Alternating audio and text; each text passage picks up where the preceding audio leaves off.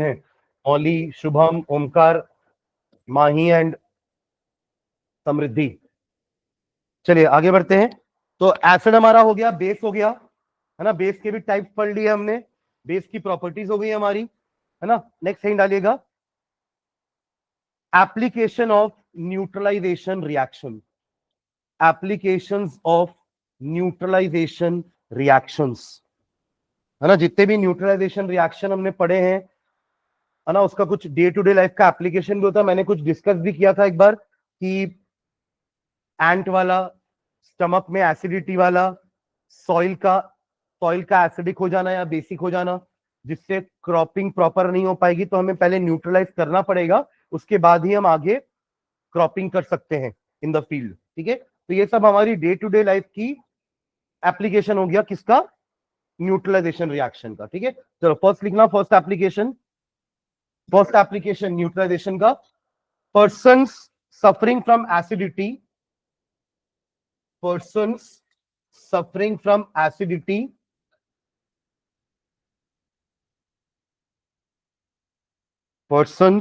suffering from acidity are given antacids,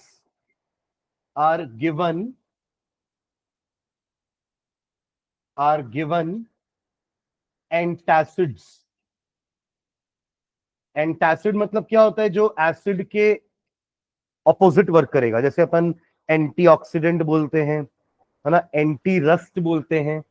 anti rust solution आते हैं market में जो रस्टिंग से बचाएंगे, एंटीऑक्सीडेंट्स ऑक्सीडेशन होने से बचा रहे थे। तो ये क्या होंगे, एंटासिड, मतलब एसिड के अपोजिट यानी कि बेस। एंटासिड में क्या होगा, बेसिकली बेस जो उस एसिड को क्या करेंगे, न्यूट्रलाइज करेंगे। तो person suffering from acidity are given antacid tablets, which contain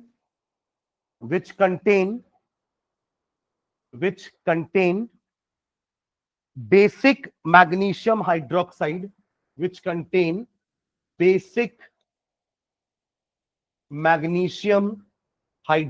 formula क्या होता है, MgOH का होल ट्वाइस। इसको मिल्क ऑफ मैग्नीशिया भी बोलते हैं, ब्रैकेट में लिखना, milk of magnesia,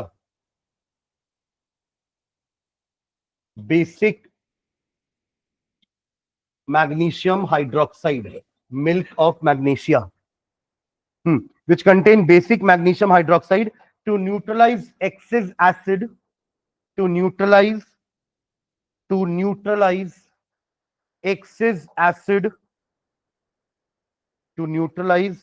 excess acid, excess ज्यादा, EXCESS, excess acid produced in the stomach,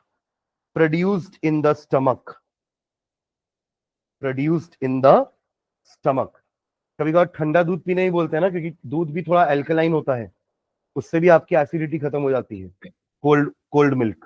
ठीक है, चलिए सेकेंड लिखना, second application, the sting of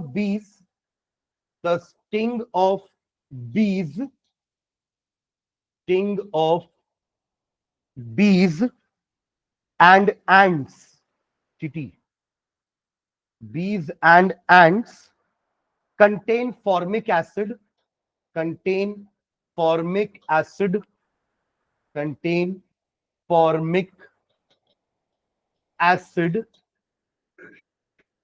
full stop. This is neutralized by rubbing soap,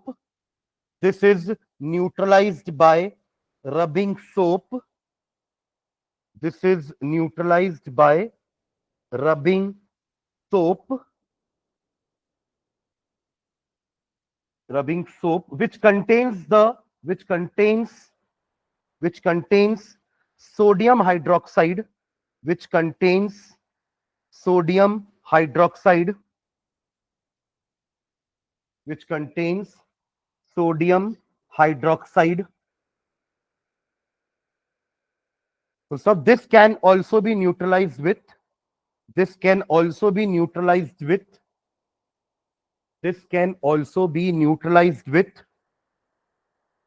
sodium bicarbonate. Sodium hydroxide आपके soap में रहता है, but इसके अलावा हम सोडियम बाइकार्बोनेट भी यूज कर सकते हैं। सोडियम बाइकार्बोनेट बेकिंग सोडा होता है, सोडियम बाइकार्बोनेट ब्रैकेट में ना बेकिंग सोडा, हमारे घरों में होता भी है ना बेकिंग सोडा, बेकिंग पाउडर होता है, बेकिंग सोडा होता है, ये ढोकला वोकला या फिर भजिए में डालते हैं। बेकिंग सोडा नहीं डालते केक में, बेकिंग पाउडर डालते हैं केक में। हाँ हाँ, मतलब दोनों, अगर आपके पास बेकिंग पाउडर तो बेकिंग सोडा डालने की जरूरत नहीं है। अगर आप बेकिंग सोडा डाल रहे हैं ना तो साथ में टार्ट्रिक एसिड डालते हैं। उसका कारण होता है कि बेकिंग सोडा सिर्फ अकेले डालोगे ना तो ये आपके केक को नमकीन कर देगा, और हम तो चाहते हैं केक मीठा रहे, क्योंकि बेस तो नमकीन नेचर का होता है ना, बेस तो बिटर होता है, तो बेस से मिठास थोड़ी ना आएगी। तो आपने एक्चुअली ये डाला बस इसलिए है ताकि वो फ्लफी नेचर आ जाए, है ना, ताकि वो जैसे हम ढोकले में डालते हैं तो ढोकला थोड़ा फ्लफी नेचर का हो जाता है ना। तो इससे केक भी क्या हो जाएगा, केक का बैटर जो है वो रेज हो जाएगा, स्पॉन्जी हो जाएगा, because of carbon dioxide gas जो अंदर भरेगी, है ना। बट उसकी मिठास बनी रहे इसलिए अपन क्या कर देते हैं, टार्ट्रिक एसिड डाल देते हैं। वो टार्ट्रिक एसिड क्या करेगा, इसकी बिटरनेस को न्यूट्रलाइज कर देगा। ठीक है, ओके चलिए नेक्स्ट लिखा, third. Third, if the soil is too acidic, if the soil if the soil is too acidic, if the soil is too acidic, comma, the crops will not grow well, the crops will not grow well. If the soil is too acidic, the crops will not grow well. Full stop. Therefore the farmers spread, therefore the farmers spread, therefore the farmers spread farmers spread slaked lime, slaked lime, slaked lime, इसका इसका chemical name क्या था,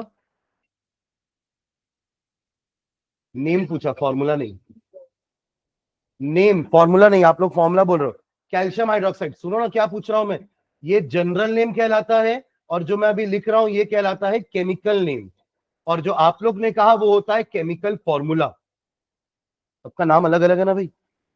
general name में slaked lime भी बोल सकते हैं, या फिर हम क्या बोलते हैं, लाइम वाटर, है ना। यही है वो जो मिल्की हो जाता है in the presence of carbon dioxide gas. ठीक है,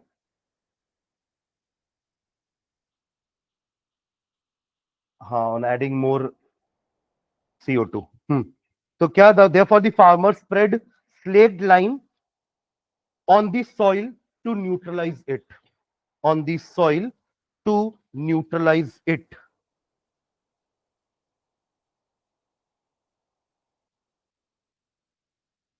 to neutralize it। ठीक है, चलिए नेक्स्ट लाइन डालना, strength of acids and base.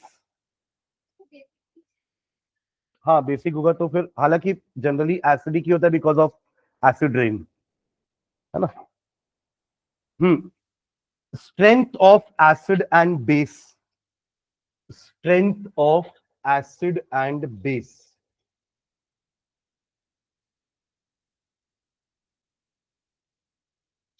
Bracket में लिखना पीएच स्केल,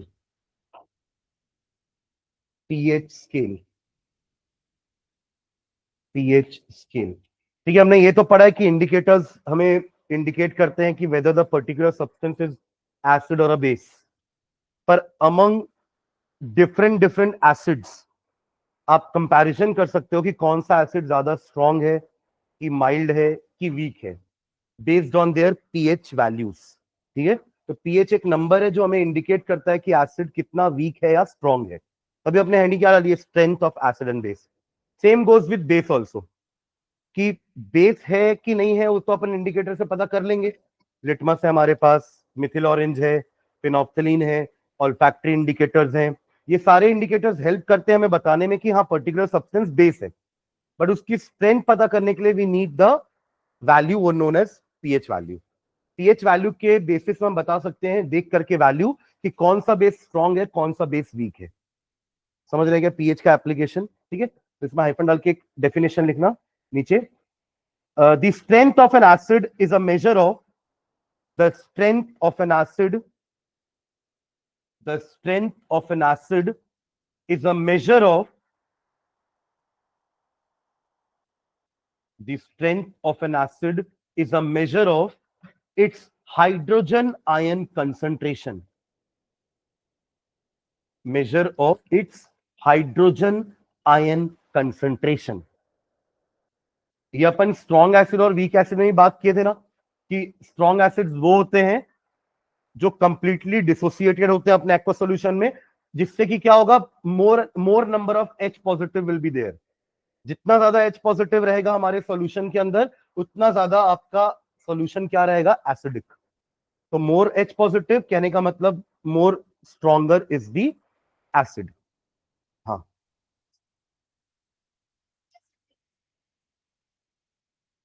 कर सकते हैं. वैल्यू देख करके आपको पता चलेगा कि अगर वैल्यू देखो, एक रेंज होता है कि अगर 7 से कम वैल्यू आ रही है तो वो एसिड होगा, और 7 से ज्यादा है तो बेस है, और अगर 7 आ रही है तो वो न्यूट्रल है, ना वो एसिडिक है ना वो बेसिक है. ठीक है.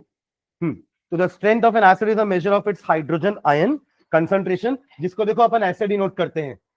ये अपने आप में हाइड्रोजन आयन कंसंट्रेशन को डिनोट करने का तरीका है. स्क्वायर ब्रैकेट के अंदर आप जो चीज भी लिखोगे, इसका मतलब आप उसकी कंसंट्रेशन की बात कर रहे हो. तो अभी अपन ने क्या लिखा ब्रैकेट के अंदर, H प्लस. तो we are talking about the concentration of H plus ions. अगर वही मैंने ब्रैकेट के अंदर OH नेगेटिव लिख दिया तो ये क्या कहलाएगा, concentration of OH negative ion या हाइड्रोक्साइड आयन. समझ रहे. तो अपन निकालते पीएच वैल्यू है, हम पीओएच वैल्यू नहीं निकालते. सुन रहे हो क्या, निकाल सकते हैं पीओएच वैल्यू भी, है ना, बट हमारे पास जो फॉर्मूला है उससे पीएच वैल्यू ही निकलती है. पीएच का फुल फॉर्म होता है पावर या फिर पोटेंशियल. उसको अपन पोटेंस ऑफ हाइड्रोजन बोलते हैं. पावर ऑफ हाइड्रोजन या पोटेंस. पोटेंस मतलब पोटेंशियल ऑफ हाइड्रोजन. तो अगर हाइड्रोजन आयन कम है मतलब OH ज्यादा होगा तो वो बेसिक होगा. देखिए देखो, किसी भी एसिड और बेस में दोनों होते हैं. सुन रहे हैं क्या. देखिए पानी तो दोनों में है ना, और पानी में तो H प्लस भी है और OH माइनस भी है. तो ऐसा नहीं कि एसिड में ये नहीं होता और बेस में ये नहीं होता, दोनों में दोनों होते हैं. तो फिर फर्क क्या है, क्वांटिटी का. एसिड में ये ज्यादा है और बेस में ये ज्यादा है. दोनों आयंस दोनों में प्रेजेंट है, एसिड में भी और बेस में. Base also contains H plus and OH negative both. Acid also contains both. But फर्क कहां आ जाएगा, उनकी क्वांटिटी में. जिसके पास H प्लस ज्यादा होगा OH नेगेटिव से, वो हमारे क्या होंगे, एसिड्स. और जिनके पास H प्लस कम होगा OH नेगेटिव से, वो होंगे हमारे बेस. और अगर दोनों बराबर है तो न्यूट्रल. समझ रहे. जैसे वाटर की बात करो आप, तो हर एक मॉलिक्यूल में एक H प्लस और एक OH नेगेटिव है, यस और नो. तो हर के एक H प्लस एक OH नेगेटिव, इसका मतलब इनका क्वांटिटी हमेशा क्या रहेगा, बराबर रहेगा. Am I clear. ठीक है. तो इसलिए अपन बोलते हैं कि अगर दोनों बराबर है तो वो न्यूट्रल हो गया. जहां H प्लस ज्यादा है वो एसिडिक की तरफ जाएगा, जहां OH नेगेटिव ज्यादा है वो बेस की तरफ है. तो ऐसा बोलना गलत है कि बेस में H पॉजिटिव नहीं होता या एसिड में OH नेगेटिव नहीं होता. पानी तो दोनों में है, और पानी के आयंस हैं ये H plus and OH negative. पानी के आयंस हैं कि नहीं. तो दोनों में दोनों प्रेजेंट होते हैं, बस क्वांटिटी का फर्क होता है. ठीक है. चलिए इसका फुल फॉर्म भी लिख लो. PH stands for potence of hydrogen या पावर ऑफ हाइड्रोजन. पोटेंस या पावर ऑफ हाइड्रोजन. तो पोटेंस का मतलब भी जर्मन में पावर होता है. ठीक है, इसलिए पावर, ये पोटेंस लिख सकते हैं आप पावर की जगह. Potence of hydrogen. चलिए पीएच की डेफिनेशन लिखते हैं, नीचे लिखो. PH may be defined as a number. एक नंबर है बस, कोई यूनिट नहीं होती इसकी, है ना. It is just a number. pH is defined या pH may be defined as a number, as a number. हाँ हाँ, pH may be defined as a number by which by which by which negative power of 10. pH is defined as a number by which negative power of 10 has to be raised. Negative power of 10 has to be raised in order to express in order to express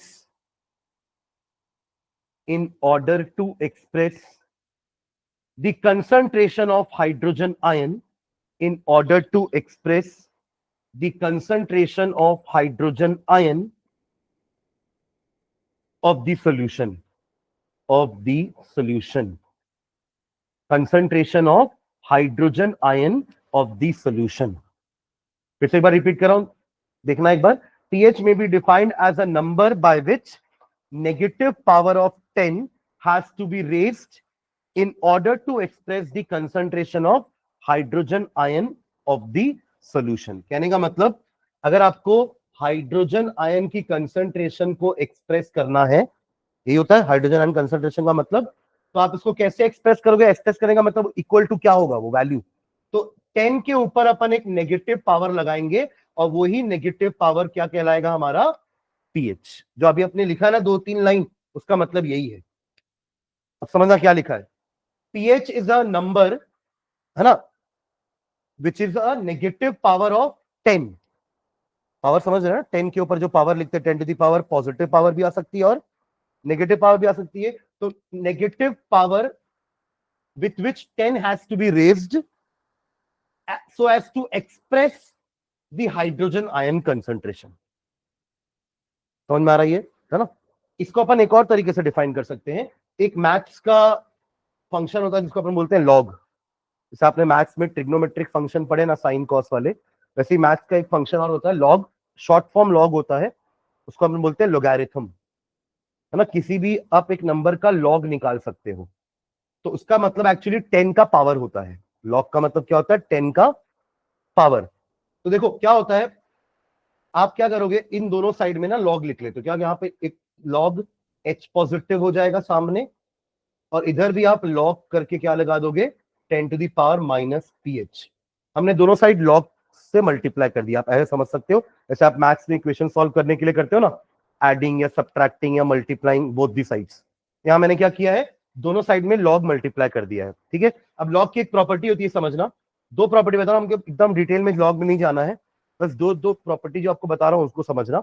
कि कोई भी log में अगर इस type का number लिखा हुआ है कि log m to the power n, m भी एक नंबर है, n भी एक नंबर है, अगर इस टाइप का लिखा हुआ है तो इसको अपन ऐसा कर सकते हैं कि ये n जंप करके सामने आ सकता है और आप इसको लिख सकते हो n log m. You can write like this. ये प्रॉपर्टी होती है लॉग की. अब समझ लो मैं क्या बोल रहा हूं. तो कहीं भी आपको अगर लॉग के बाद कोई नंबर के ऊपर पावर दिखेगा तो you can bring that power in front, जैसे हम यहां करने वाले हैं. समझ लो मैं क्या बोल रहा हूं. तो यहां पे आप इसको कुछ मत करो, इसको सामने ले आओ, तो क्या हो जाएगा सामने? ये minus pH log of 10.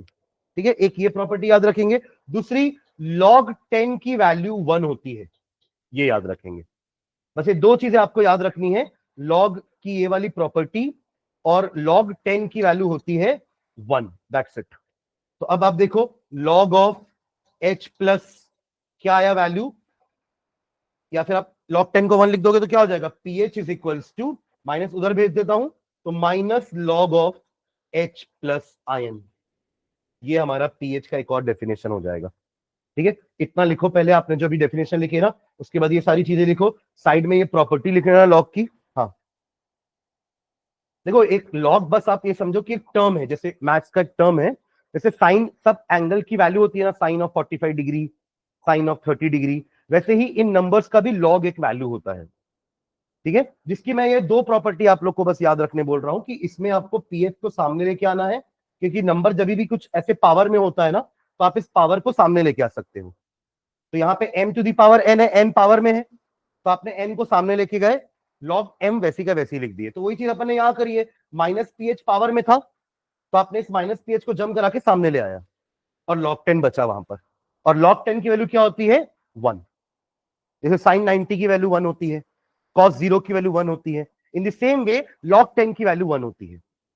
M I clear? देखो ये लॉग अपने आप में एक पूरा चैप्टर है, तो we will not go in that in depth. ठीक है, हमें अभी जितना काम इसमें है ना, उतना ही हम बस करेंगे. ठीक है, हो गया? यहां तक लिख लिए, यूजिंग दिस टू प्रॉपर्टीज. ठीक है, अब इसके बेसिस में एक डेफिनेशन और लिखेंगे पीएच का हम. यहां तक हो गया सबका? एक डेफिनेशन आप ऑलरेडी लिख चुके हो कि पीएच एक नंबर है ना, जो जिसका नेगेटिव पावर हमें 10 के ऊपर रेस करना है ताकि हम हाइड्रोजन आयन की कंसंट्रेशन एक्सप्रेस कर सके। ठीक है, चलिए एक और डेफिनेशन लिखना इस बॉक्स के बाद, लिखो नीचे, pH may also be defined as, pH may also be defined as, अच्छा इसको लिखने का तरीका याद रखना ना, स्मॉल पी कैपिटल एच लिख रहे हैं ना, ऐसे ही लिखेंगे, सुन रहे हैं क्या, स्मॉल पी कैपिटल एच। हाँ, तो pH may also be defined as, pH may also be defined as negative logarithm of, negative, देखो जो लिखा है उसी को अपन लिख रहे हैं, जो आपने फॉर्मूले में लिखा है ना, बस उसी को अपन सेंटेंस में लिख रहे हैं। क्या लिख रहे हैं अपन, pH may be defined as the negative logarithm of, और इसको क्या बोलते हैं, हाइड्रोजन आयन कंसंट्रेशन, बस pH may be defined as the negative logarithm of hydrogen ion concentration, hydrogen ion concentration, hydrogen ion concentration। ठीक है, ऑल्सो, और नीचे लिखना, और करके एक और फॉर्मूला लिखेंगे इसमें, pH is equals to minus log, H plus की जगह और क्या लिख सकते हैं, एक और आयन पढ़ा था हमने, याद करिए, H3O प्लस, क्या नाम था इसका, हाइड्रोनियम आयन। देखिए जो भी होगा वो पानी के अंदर ही होगा ना, तो ये H प्लस वाटर के साथ रिएक्ट करके क्या बना लेता है, H3O प्लस। तो आप H प्लस को ये भी बोल सकते हो, चलेगा दोनों। ठीक है, तो फॉर्मूला कैन बी दिस और दिस, जितने हाइड्रोजन आयन होंगे उतने ही तो H3O पॉजिटिव बनेंगे। आप समझ लो मैं क्या बोल रहा हूं, अगर 10 हाइड्रोजन आयन है तो ये 10 हाइड्रोजन आयन जाके 10 पानी के मॉलिक्यूल के साथ जुड़ेंगे और क्या बना लेंगे, 10 H3O पॉजिटिव आयंस। तो आप हाइड्रोजन आयन लिखो या H3O पॉजिटिव लिखो, एक ही मतलब है। ठीक है, चलो उसका एक स्केल बनाते हैं पीएच का। अच्छा एक लाइन लिखना नीचे, the value of pH, the value of pH, the value of pH ranges from, the value of pH, ये जो आंसर आने वाला है पीएच का जो वैल्यू है ना, इसको सॉल्व करने पर ranges from 0 to 14, 0 to 14, 0 to 14, 1 4, 0 to 14, ये स्केल बनाना पीएच का।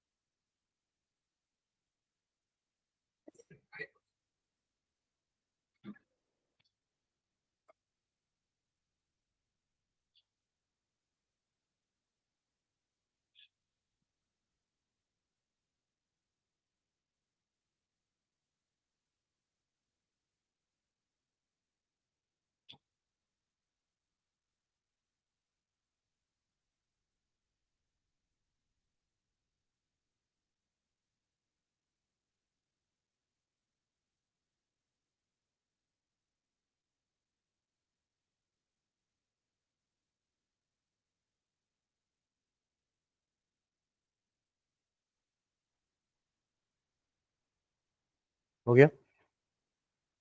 अब देखना ये जो अंदर जो लिखा है ना, ये हमारा हाइड्रोजन का आयन का कंसंट्रेशन है। मतलब अगर किसी का हाइड्रोजन का कंसंट्रेशन 10⁻0 है, 10⁻0 मतलब 1 होता है। 10⁻0 क्या होता है? 1। तो अगर आप इसका पीएच वैल्यू निकालोगे तो पीएच का डेफिनेशन अभी अपन ने क्या लिखा? Negative logarithm of hydrogen ion या हाइड्रोनियम आयन कंसंट्रेशन। अगर आप ये वैल्यू यहां पुट करोगे तो ये log 1, और log 1 होता है आपका 0, तो इसका पीएच कितना आता है? 0। log 1 इज, जैसे log 10 1 था, तो log 1 हो जाता है आपका 0। ठीक है, एक और करके देखते हैं, यहां पे ध्यान देना। अगर मैं इसके लिए पीएच निकालूं कि अगर किसी में हाइड्रोजन आयन का कंसंट्रेशन 10⁻⁻1 यानी कि 0.1 है। 10⁻⁻1 का मतलब क्या होता है? 1/10, 1/10 मतलब 0.1। तो उसके लिए आप क्या करोगे? PH is equals to minus log of 10⁻⁻1, यहां वैल्यू पुट कर दोगे उसकी। ठीक है, अब ये -1 जम करके सामने आ जाएगा। अरे आएगा कि नहीं आएगा? तो ये क्या हो जाएगा आपका? सिर्फ log 10 बचेगा, और log 10 क्या होता है? 1। तो इसका पीएच कितना आ गया? 1। इन द सेम वे इसका लोगे तो पीएच क्या आएगा? 2। ये कंसंट्रेशन होगा तो पीएच आएगा 3, एंड सो ऑन। जैसे जैसे आप इधर बढ़ रहे हो ना, H पॉजिटिव आयन की कंसंट्रेशन डिक्रीज होती जा रही है, या यू कह लो OH नेगेटिव की कंसंट्रेशन बढ़ती जा रही है। इससे आपने लिखा है कि ये वाले क्या है? आपके बेस। 7 से ज्यादा वाले सब क्या है? बेस है। 7 से कम वाले सारे एसिड, और 7 वाले क्या है? आपके न्यूट्रल। देखो क्या होता है ना, वाटर में कंसंट्रेशन दोनों की 10⁻⁻7 और 10⁻⁻7 होती है, जिससे वैल्यू हमेशा क्या आएगी? 7 ही आएगी वैल्यू। किसकी कंसंट्रेशन लिखा है मैंने? ये दोनों H+ की और OH नेगेटिव की कंसंट्रेशन इक्वल।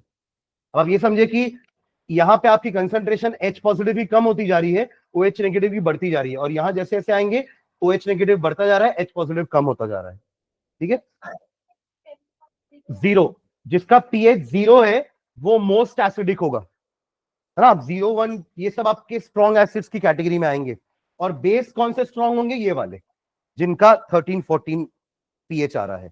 इसलिए देखो आपने एरो ऐसा बनाया ना प्रॉपर, कि अगर आप लेफ्ट टू राइट मूव कर रहे हो तो बेसिक स्ट्रेंथ बढ़ रही है। इसका मतलब क्या हुआ? जो राइट मोस्ट है वो सबसे ज्यादा बेसिक है।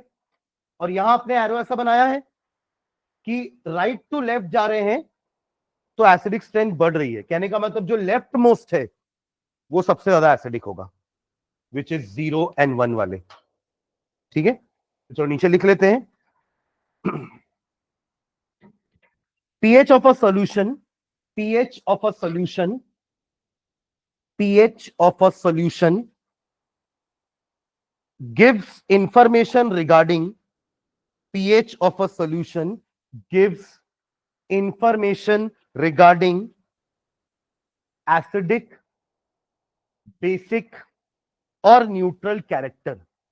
pH of a solution gives information regarding acidic, basic or neutral character of the solution, neutral character of the solution. Case 1 लिखना, case 1 neutral solution, case 1 neutral solution, case 1 neutral solution, hyphen डाल के एक line लिखो इसमें। this contains equal quantity of H3O positive and OH negative. This contains equal quantity of H3O positive and OH negative. आप symbolically इसको ऐसे भी लिख सकते हो, लिख लेना सर, दैट इज, ये लिख लेंगे जो भी आपने पूरा सेंटेंस में लिखा है ना, उसका मतलब तो यही है। अरे यस और no, concentration of H3O positive and concentration of OH negative are equal. Acid के केस में क्या होगा? ऐसा वाला, और बेस के केस में ऐसा। ठीक है, ओके, ये लिख लिया, that is, this is equal to this. Okay, the pH value of a neutral solution is 7. the pH value of a neutral solution is 7. pH value of a neutral solution is 7.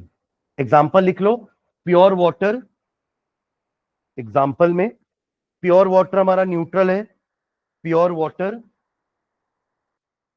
Comma देके और लिखो salt solution NaCl के साथ, NaCl solution लिखो, salt मत लिखो, NaCl solution, NaCl solution, comma sugar solution etcetera, sugar solution etcetera. क्योंकि आपने जब NaCl बनाया ना तो दोनों स्ट्रॉन्ग एसिड्स थे। कौन कौन से एसिड से बना है बताओगे मुझे? NaCl, NaCl कौन कौन से एसिड और बेस से बना है? HCl plus NaOH। सिंपल। अभी अपन सॉल्ट पढ़ने वाले हैं, इसके बाद आपको सॉल्ट का फॉर्मूला देख के बताने आना चाहिए कि वो कौन से एसिड और बेस से मिलके बना है। जैसे ये सॉल्ट है, सॉल्ट है ना ये, मैंने लास्ट क्लास में आपको डेफिनेशन बताई थी सॉल्ट की कि कैटायन और एनायन को मिक्स करके बनाना है आपको formula, but cation H plus नहीं होना चाहिए और एनायन OH माइनस नहीं होना चाहिए, बिकॉज अगर OH माइनस आपने ले लिया तो वो तो बेस हो जाएगा और H प्लस आपने कैटायन ले लिया तो वो तो एसिड हो जाएगा। तो इन दोनों को छोड़ दो, इसके अलावा आप जितने भी कैटायन और एनायन जानते हैं उनको मिक्स कर करके जो भी फॉर्मूला आप बनाओगे वो सब क्या है? हमारे सॉल्ट। तो ये एक सॉल्ट है जो कि एक एसिड और बेस से मिलकर बना होगा, हमको पता है ना, acid plus base give salt and water. तो ये कौन से एसिड से मिलकर बना होगा? जहां से कार्बोनेट आया होगा। तो H2CO3 कार्बोनिक एसिड, और ये कहां से आया होगा? बेस से, NaOH। याद रखिएगा कि जब भी न्यूट्रलाइजेशन रिएक्शन होता है ना तो ये दोनों मिलके तो पानी बना लेते हैं। क्या बनाते हैं ये दोनों मिलके? पानी, H और OH। बचा क्या? एसिड का एनायन और बेस का कैटायन, इन दोनों को मिला दोगे तो सॉल्ट आ जाएगा। है ना क्लियर? तो उल्टा भी तो जा सकते हैं ना अपन, सॉल्ट पता है, यानी कि ये क्या होगा आपके, ये जो कैटायन है वो कहां का होगा? बेस का, और ये जो एनायन होगा वो किसका होगा? एसिड का, क्योंकि एसिड के पास H प्लस तो पहले से ही है कैटायन, तो एनायन होगा ये एसिड का, और ये कैटायन किसका होगा? बेस का, क्योंकि बेस के पास OH नेगेटिव तो पहले से है। Am I clear? तो सॉल्ट का नाम देख करके आप बताना चाहिए आपको कि कौन सा एसिड और कौन सा बेस से ये सॉल्ट बना होगा। ठीक है, just by seeing the formula आप समझ जाएंगे। कैटायन को OH के साथ मिला देना तो NaOH बन जाएगा, और एनायन को H प्लस के साथ मिला देना तो एसिड बन जाएगा। ठीक है, ओके। तो NaCl भी एक स्ट्रॉन्ग एसिड और स्ट्रॉन्ग बेस से मिला करके बना हुआ है, इसलिए जो सॉल्ट है वो किस टाइप का? न्यूट्रल है।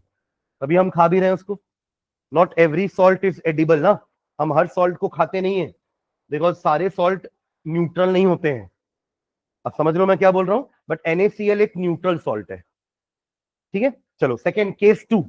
केस टू लिखिए, case two basic solutions. Case one हमने लिखा था neutral solution, case two basic solutions, case two basic solutions. इसमें हाइफन डाल के लिख लो। इट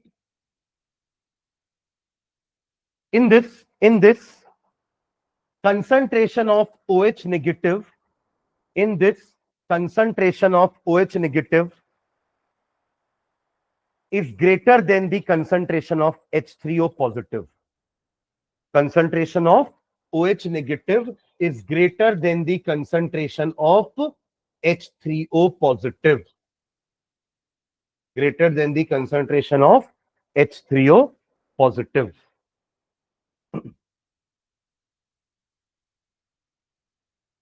ठीक है, दैट इज, नीचे लिखेंगे दैट इज, ये लिख लो symbolically, that is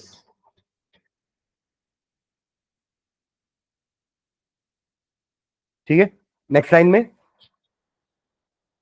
all basic solutions have pH, all basic solutions have pH, all basic solutions have pH more than 7, have pH more than 7, more than 7, full stop. As pH increases, as pH increases, from 7 to 14, as pH increases from 7 to 14, comma basic character increases. समझ के लिखना, जो लिख रहे हैं सही लिख रहे हैं। आप 7 to 14 जा रहे हो तो बेसिक कैरेक्टर बढ़ रहा है ना, तभी तो लास्ट वाला सबसे ज्यादा बेसिक है 13 14 वाले। तो 7 to 14 अगर आपका पीएच की वैल्यू बढ़ रही है यानी कि बेसिक कैरेक्टर इंक्रीजेस। ठीक है, full stop.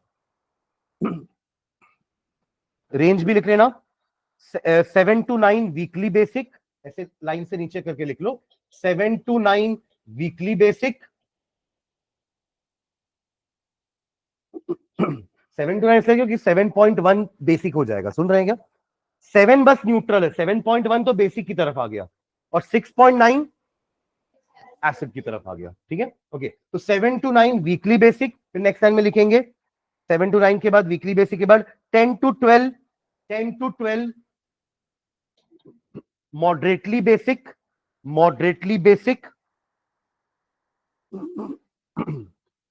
and 12 to 14 strongly basic,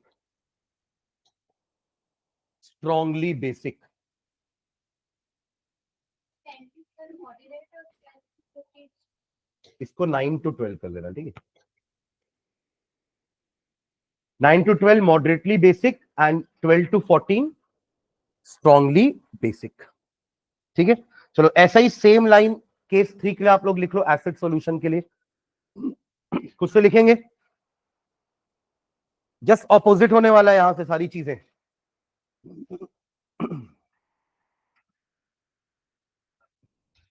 try करो, ऊपर का पढ़ पढ़ के यहां एसिड के लिए लिखना है।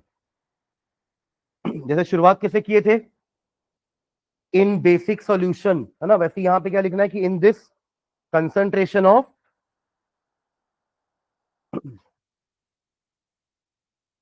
OH नेगेटिव, वहां पे लिखे थे is greater than the H positive, ना यहां लिख देना is less than concentration of H3O positive. Symbolically आप ऐसे लिख दोगे इसको कि H3O पॉजिटिव का कंसंट्रेशन ज्यादा होता है OH नेगेटिव से। ठीक है, H प्लस, हाँ चलेगा ना, एक ही मतलब है ना, एक ही मतलब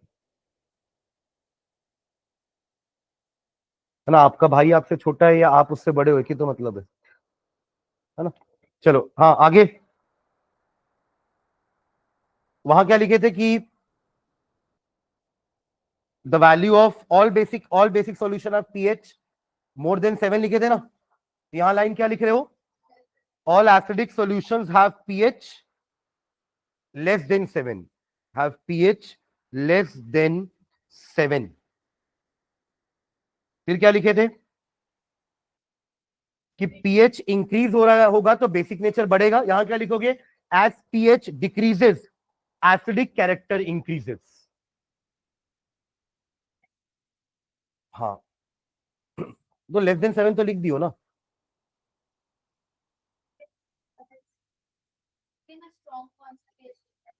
हाँ वो लिखेंगे ना, अभी 0 से 2 वाले आप स्ट्रॉन्ग लिख लो।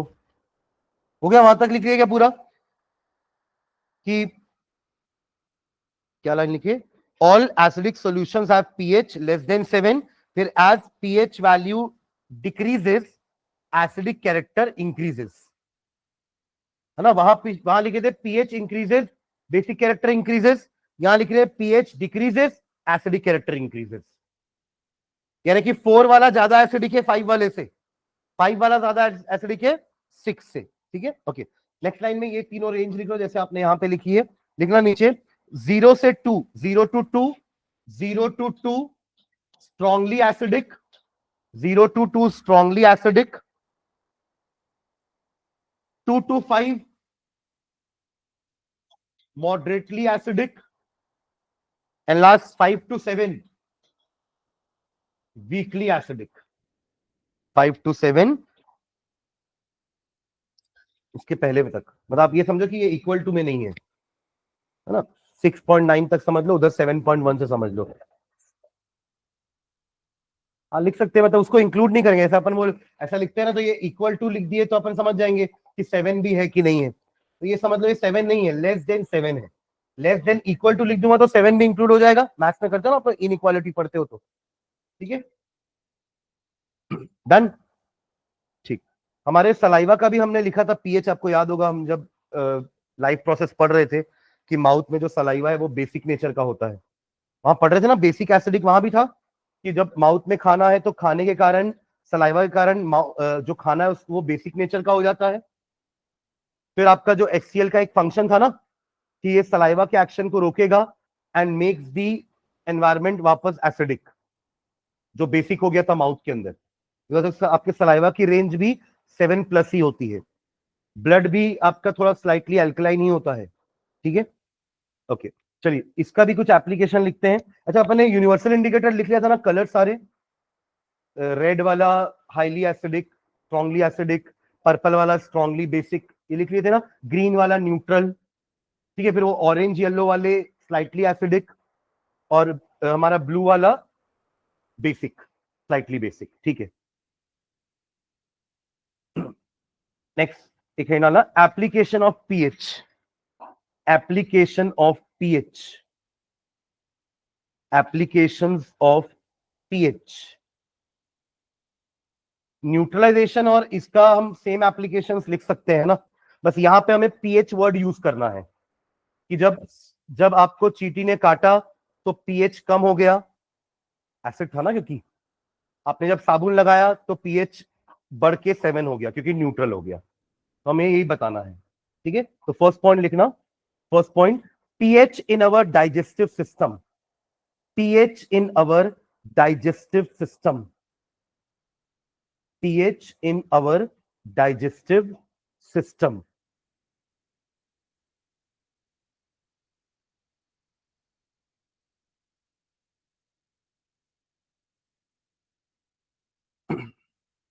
सेकेंड पॉइंट लिखो, इसका सेम पॉइंट अपन वहां से ले सकते हैं ना, न्यूट्रलाइजेशन वाला ही। सेकेंड लिखो, pH change as the cause of, pH change as the cause of tooth decay, pH change as the cause of tooth decay, दांत जो सड़ जाते हैं ना हमारे, है ना, वहां भी पीएच का भी रोल प्ले करता है ना।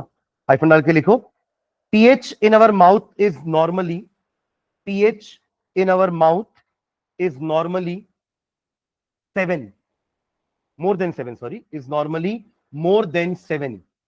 pH in our mouth is normally more than 7 because saliva is basic in nature, because saliva is basic in nature, because saliva is basic in nature. Full stop. When we take food, when we take food, when we take food, comma, some food particles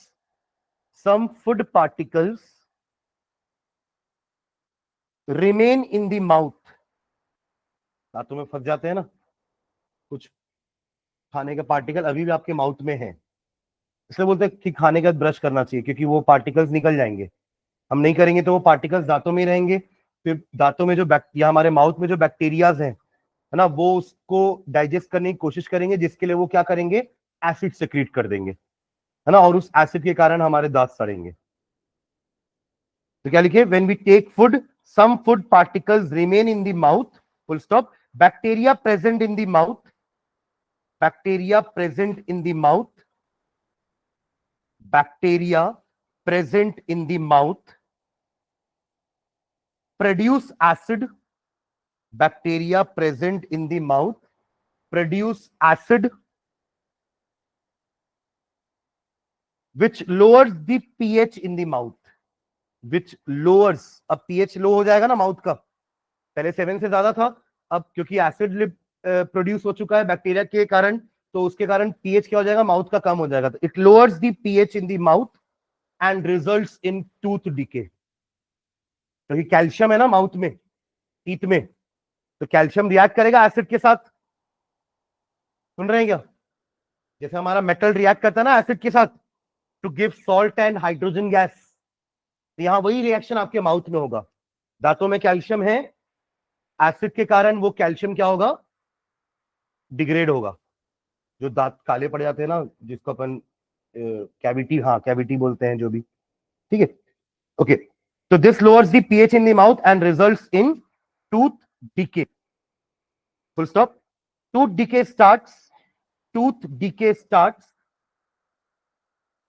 when pH is less than 5.5.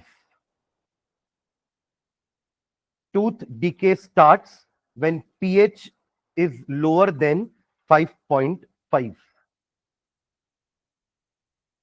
तो जो enamel बोलते हैं ना दांतों के, उसको क्या बोलते हैं, इनामल। जो व्हाइट पार्ट आपका है दांतों का, उसको इनामल बोलते हैं।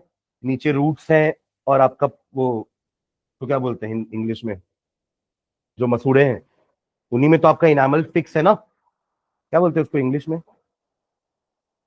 गम्स, हाँ गम्स बोलेंगे, ठीक है। तो गम्स में ही आपके ये दांत जो है वो फिक्स्ड है, नीचे बोन्स भी हैं, ठीक है। ओके, लास्ट लाइन लिखना। To prevent tooth decay, to prevent tooth decay, to prevent tooth decay, it is advised to clean the mouth, it is advised to clean the mouth using toothpaste with using toothpaste which are generally basic in nature,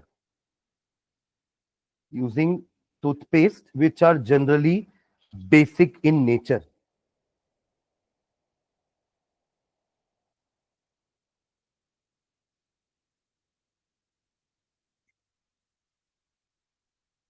ठीक है, एक और application लिख लो।